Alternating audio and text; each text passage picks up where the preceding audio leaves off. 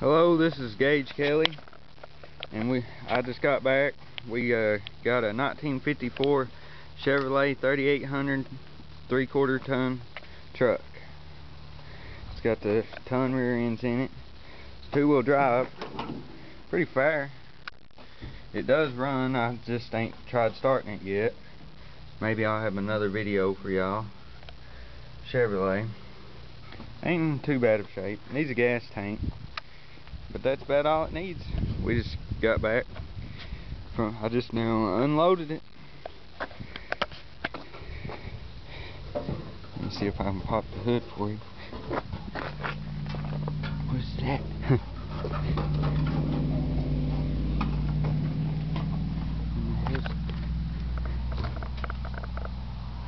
This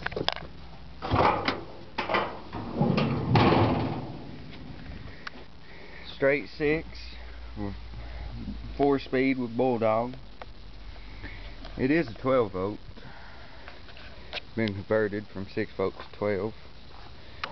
But all surface rust, no serious stuff. 1954 3800. I plan on putting a dully rear end under it.